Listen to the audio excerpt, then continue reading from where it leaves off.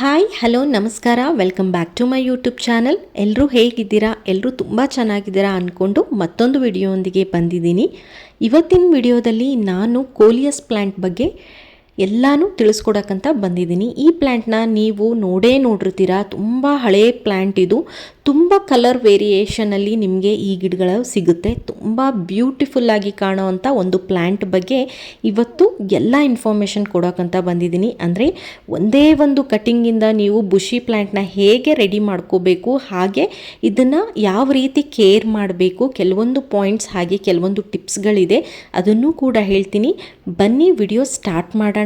ಅದಕ್ಕಿಂತ ಮುಂಚೆ ಚಾನಲ್ನ ಯಾರು ಸಬ್ಸ್ಕ್ರೈಬ್ ಮಾಡ್ಕೊಂಡಿಲ್ಲ ಅಥವಾ ಚಾನಲ್ಗೆ ಯಾರು ಹೊಸಬ್ರು, ಪ್ಲೀಸ್ ಚಾನಲ್ನ ಸಬ್ಸ್ಕ್ರೈಬ್ ಮಾಡಿಕೊಂಡು ನೋಟಿಫಿಕೇಷನ್ ಆನ್ ಮಾಡ್ಕೊಳ್ಳಿ. ನೀವು ಸಬ್ಸ್ಕ್ರೈಬ್ ಮಾಡ್ಕೊಳ್ಳೋದ್ರಿಂದ ನಮಗೆ ಯಾವ ರೀತಿಯಾದಂಥ ವಿಡಿಯೋನ ಅಪ್ಲೋಡ್ ಮಾಡಬೇಕು ಅನ್ನೋದು ಗೊತ್ತಾಗುತ್ತೆ. ಸೊ ಅದಕ್ಕೋಸ್ಕರ ಚಾನಲ್ನ ಸಬ್ಸ್ಕ್ರೈಬ್ ಮಾಡ್ಕೊಳ್ಳಿ. Welcome back to my YouTube channel. ಬನ್ನಿ.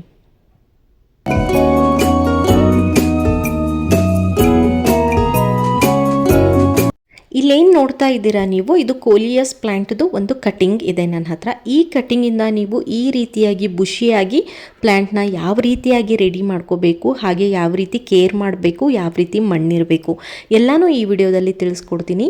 ಸೊ ಫಸ್ಟಿಗೆ ಇಲ್ಲಿ ನೋಡ್ತಾ ಇದ್ದೀರಾ ನೀವು, ನನ್ನ ಕಡೆ ಇರುವಂಥದ್ದು ವೆರೈಟೀಸ್ ನಾನು ತೋರಿಸ್ತೀನಿ. ಇದು ಒಂದು ವೆರೈಟಿ, ಆದರೆ ಇದರಲ್ಲೇ ನೋಡಿ ಒಂದು ಗ್ರೀನ್ ಕಲರಲ್ಲಿದೆ, ಒಂದು ರೆಡ್ ಕಲರಲ್ಲಿದೆ. ಬಟ್ ಬೇರೆ ವೆರೈಟಿ ಅಲ್ಲ, ಅದು ಒಂದೇ ಗಿಡದಲ್ಲಿ ಆ ರೀತಿ ಬಂದಿರೋ ಅಂಥದ್ದು.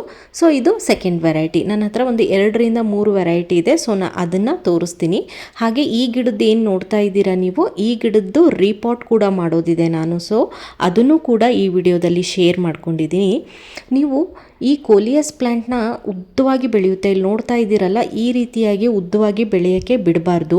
ಸೊ ಬುಷಿ ಥರ ಬೆಳಿಬೇಕು ಅಂತಂದರೆ ಮೇಲ್ಗಡೆ ಬಂದಿರೋ ಅಂಥ ಗಿಡಗಳನ್ನು ಅಂತಂದರೆ ಸ್ಟೆಮ್ಮನ್ನು ಕಟ್ ಮಾಡಿ ಅದೇ ಪಾಟಲ್ಲಿ ನೆಡೋದ್ರಿಂದ ತುಂಬ ಬುಷಿಯಾಗಿ ಕಾಣಿಸುತ್ತೆ.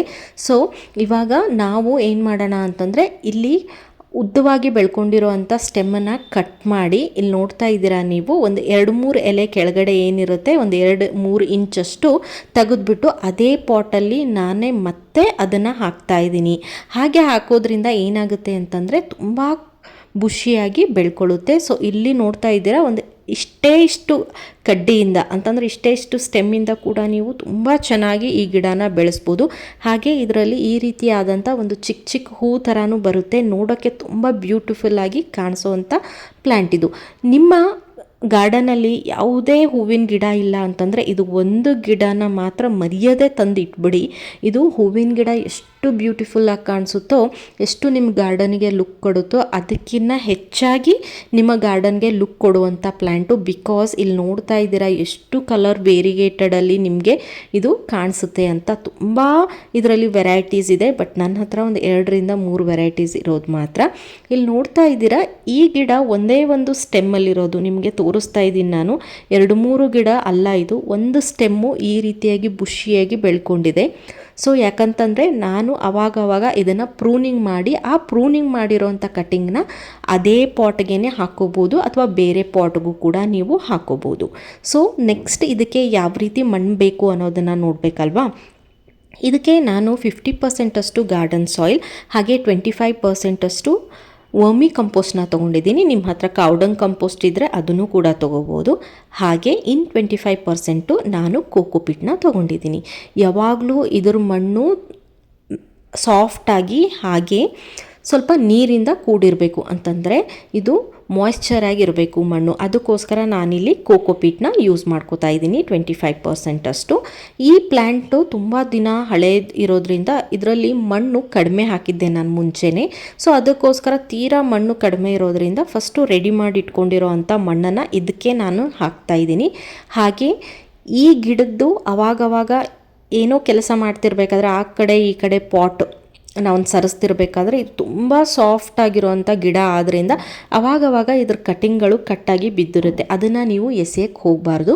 ಅದನ್ನು ನೀವು ಒಂದು ನೀರನ್ನ ಇದರಲ್ಲಿ ಇಟ್ಟರೆ ಒಂದು 4-5 ದಿನದಲ್ಲಿ ರೂಟ್ಸ್ ಬರುತ್ತೆ. ಸೊ ಇಲ್ಲಿ ನೋಡ್ತಾ ಇದ್ದೀರಾ ಅವಾಗವಾಗ ಉದುರಿ ಬಿದ್ದಿರೋ ಅಂಥ ಇದರಿಂದ ನಾನು ಒಂದು ಪಾಟಲ್ಲಿ ಅಂತಂದರೆ ನೀರಿನ ಪಾಟಲ್ಲಿ ಹಾಕಿಟ್ಟಿದ್ದೆ. ಸೊ ಎಲ್ಲದಕ್ಕೂ ರೂಟ್ಸ್ ಬಂದಿದೆ.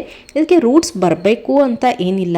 ಸೊ ಇಷ್ಟು ಕಲೆಕ್ಟ್ ಆದಮೇಲೆ ನೀವು ಇದನ್ನು ಒಂದೇ ಪಾಟಲ್ಲಿ ಕೂಡ ನೆಡ್ಬೋದು. ನಾನೇನು ಮಾಡ್ತೀನಿ ಅಂತಂದರೆ ಇವಾಗಿರೋ ಅಂಥ ಪಾಟಲ್ಲಿ ಸುತ್ತಲೂ ಜಾಗ ಇದೆ, ಅದನ್ನು ಬುಷಿ ಮಾಡೋಕ್ಕೆ ಇಲ್ಲಿ ನೋಡ್ತಾ ಇದ್ದೀರಾ ನಾನು ಈ ರೀತಿಯಾಗಿ ಸುತ್ತಲೂ ಆ ಕಟ್ಟಿಂಗ್ಸ್ಗಳನ್ನ ಹಾಕ್ತಾ ಇದ್ದೀನಿ. ಇದರಿಂದ ಏನಾಗುತ್ತೆ ಅಂತಂದರೆ ಈ ಗಿಡಗಳು ತುಂಬ ಚೆನ್ನಾಗಿ ಬೆಳ್ಕೊಂಡು ಮತ್ತೆ ನಿಮಗೆ ಹೊಸದಾಗಿ ಬೇರೆ ಕಟ್ಟಿಂಗ್ಗಳನ್ನು ತೊಗೋಬೋದು ಇದರಿಂದನೇ. ಸೊ ಆವಾಗ ಬೇಕಿದ್ದರೆ ನೀವು ಬೇರೆ ಪಾಟ್ಗಳಿಗೆ ಹಾಕ್ಕೊಂಡು ಪಾಟ್ಗಳ ಇದನ್ನು ನೀವು ಜಾಸ್ತಿ ಮಾಡ್ತಾ ಹೋಗಬೇಕು. ನೋಡ್ತಾ ಇದ್ದೀರಾ ಎಷ್ಟು ಬುಷಿಯಾಗಿ ಎಷ್ಟು ಚೆನ್ನಾಗಿ ಕಾಣಿಸ್ತಾ ಇದೆ ಅಂದರೆ ಪ್ಲ್ಯಾಂಟ್. ಸೊ ಹಾಗೆ ಇನ್ನೊಂದು ಪ್ಲ್ಯಾಂಟ್ದು ನಾನು ರೀಪಾಟ್ ಮಾಡೋದಿತ್ತು ಅಂತ ಹೇಳಿದ್ನಲ್ವಾ. ಸೊ ಇಲ್ಲಿ ನೋಡ್ತಾ ಇದ್ದೀರಾ ನಾನು ರೀಪಾಟ್ ಕೂಡ ಮಾಡ್ತಾ ಇದ್ದೀನಿ. ಅರ್ಧ ಮಣ್ಣನ್ನು ಹಾಕ್ಕೊಂಡು ಆಮೇಲೆ ಅದೇ ಮಣ್ಣನ್ನು ಅಂತಂದರೆ ಈ ಮದರ್ ಸಾಯಿಲ್ನ ಯಾವುದನ್ನು ನಾನು ತೆಗ್ದಿಲ್ಲ, ಹಾಗೆಯೇ ಅದನ್ನು ಇಟ್ಟು ರೀಪಾಟ್ ಮಾಡ್ಕೊಂಡಿದ್ದೀನಿ. ಹಾಗೆ ಉದ್ದವಾಗಿ ಬೆಳ್ಕೊಂಡಿತ್ತಲ್ವ ಅಲ್ಲಲ್ಲೇ ಅದನ್ನು ಕಟ್ಟಿಂಗ್ಗಳನ್ನ ಮಾಡಿ ಅದೇ ಪಾಟಲ್ಲಿ ನೆಟ್ಟಿದ್ದೀನಿ. ಸೊ ನೋಡಿದ್ರಲ್ಲ ಎಷ್ಟು ಚೆನ್ನಾಗಿ ಈ ಗಿಡ ಕಾಣಿಸುತ್ತೆ ಅಂತಂದರೆ ಒಂದೇ ಒಂದು ಕೇರ್ ಇದಕ್ಕೆ ಏನು ಬೇಕು ಅಂತಂದರೆ ಇದು ಬಿಸಿಲಲ್ಲಿ ಬೆಳೆಸುವಂಥ ಗಿಡ ಅಲ್ಲ, ಇದಕ್ಕೆ ಸೆಮಿ ಶೇಡ್ ಇರುವಂಥ ಜಾಗ ಬೇಕು. ಇದನ್ನು ಯಾವುದೇ ಕಾರಣಕ್ಕೂ ನೀವು ಬಿಸಿಲಲ್ಲಿ ಇಡಲೇಬಾರ್ದು. ಬಿಸಿಲಲ್ಲಿ ಇಟ್ಟರೆ ಕಲರ್ ಫೇಡ್ ಆಗುತ್ತೆ, ಹಾಗೆ ಈ ರೀತಿ ವೇರಿಯೇಟೆಡ್ ಆಗಿ ನಿಮಗೆ ಸಿಗೋದಿಲ್ಲ ಕಲರ್ಸು. ಸೊ ಅದಕ್ಕೋಸ್ಕರ ಎಲೆ ಸುಟ್ಟು ಹೋಗುತ್ತೆ. ಇದಕ್ಕೆ ಒಂದೇ ಒಂದು ಕೇರ್ ಅಂತಂದರೆ ಯಾವಾಗಲೂ ಇದಕ್ಕೆ ನೀರು ಕೊಡ್ತಾನೇ ಇರಬೇಕು. ದಿನಕ್ಕೆ ಒಂದು ಸಲ ಆದರೂ ನೀರು ಕೊಡಿ ಅಥವಾ 2 ದಿನಕ್ಕೆ ಒಂದು ಸಲ ಆದರೂ ಕೊಡಿ. ಒಂದು ಸ್ವಲ್ಪನೂ ಮಣ್ಣು ಡ್ರೈ ಆಗಬಾರ್ದು. ಡ್ರೈ ಆದರೆ ಇಲ್ಲಿ ಪಕ್ಕದಲ್ಲಿ ನೋಡ್ತಾ ಇದ್ದೀರಾ ಆ ಗಿಡ ಸ್ವಲ್ಪ ಹೀಗೆ ಕೆಳಗೆ ಬಾಗ್ದಂಗೆ ಆಗಿದೆ, ಅದೇ ರೀತಿ ಆಗುತ್ತೆ. ಸೊ ಈ ರೀತಿಯಾಗಿ ನೀರು ಕೊಡೋದು ಒಂದು ಇದರ ಕೇರಿಂಗ್ ಟಿಪ್. ಹಾಗೆ ಇದು ನರ್ಸರಿಗಳಲ್ಲಿ ತುಂಬ ಚೀಪಾಗಿ ಸಿಗೋವಂಥ ಗಿಡ ಅಂತಂದರೆ ನಿಮಗೆ 30 ರೂಪೀಸಿಂದ ಸ್ಟಾರ್ಟ್ ಆಗಿ ಮ್ಯಾಕ್ಸಿಮಮ್ ಅಂದರೆ 80 ರೂಪೀಸಲ್ಲಿ ಸಿಗೋವಂಥ ಗಿಡ. ಇದರಲ್ಲೇ ಸುಮಾರು ವೆರೈಟೀಸ್ಗಳನ್ನ ತಂದು ನಿಮ್ಮ ಗಾರ್ಡನ್ನ ಕಲರ್ಫುಲ್ಲಾಗಿ ಇಟ್ಕೋಬೋದು. ನಿಮಗೆ ಹೂವಿನ ಗಿಡ ಮೇಂಟೈನ್ ಮಾಡೋಕ್ಕೆ ಆಗಲ್ಲ ಅನ್ನೋರು ಈ ಗಿಡನ ತಂದಿಡಿ. ತುಂಬ ಝೀರೋ ಮೇಂಟೆನೆನ್ಸ್, ಬರೀ ಒಂದು ನೀರನ್ನ ಹಾಕೋದು ಹಾಗೆ ಬಿಸಿಲಲ್ಲಿ ಇಡದೇ ಇರೋ ಈ 2 ಟಿಪ್ಗಳನ್ನ ಫಾಲೋ ಮಾಡಿದರೆ, ಈ 2 ಕೇರ್ನ ಮಾಡಿದರೆ ಸಾಕು, ಗಿಡ ತುಂಬ ಚೆನ್ನಾಗಿ ಬುಷಿಯಾಗಿ ಬೆಳೆಯುತ್ತೆ. ಸೊ ನೋಡಿದ್ರಲ್ಲ ಫ್ರೆಂಡ್ಸ್, ತುಂಬ ಚೆನ್ನಾಗಿರುವಂಥ ಗಿಡನ ನೀವು ಇವತ್ತೇ ತೊಗೊಂಡು ಬನ್ನಿ. ನರ್ಸರಿಯಿಂದ ತರೋ ಬದಲು ಯಾವುದಾದ್ರೂ ಮನೇಲಿ ಇದ್ದರೆ ಅವ್ರ ಹತ್ರ ಒಂದು ಕಟಿಂಗ್ನ ಕೇಳ್ಕೊಂಬಂದು ಹಚ್ಚಿ ಸಾಕು. ಸೊ ನೋಡಿದ್ರೆಲ್ಲ ಕೋಲಿಯಸ್ ಪ್ಲ್ಯಾಂಟ್ನ ಯಾವ ರೀತಿ ಕೇರ್ ಮಾಡಬೇಕು, ಯಾವ ರೀತಿ ಪ್ರಪೋಗೇಟ್ ಮಾಡಬೇಕು, ಹಾಗೆ ಯಾವ ರೀತಿ ಮಣ್ಣು ಬೇಕು, ಇದನ್ನೆಲ್ಲನೂ ಹೇಳಿದ್ದೀನಿ, ಕಂಪ್ಲೀಟಾಗಿ ಹೇಳಿದ್ದೀನಿ ಅಂದ್ಕೊಂಡಿದ್ದೀನಿ. ಇನ್ನೇನಾದರೂ ಡೌಟ್ಸ್ ನಿಮಗಿದ್ರೆ ಪ್ಲೀಸ್ ಕಾಮೆಂಟ್ ಮಾಡಿ ಆನ್ಸರ್ ಮಾಡ್ತೀನಿ ಅಂತ ಹೇಳ್ತಾ ಥ್ಯಾಂಕ್ ಯು.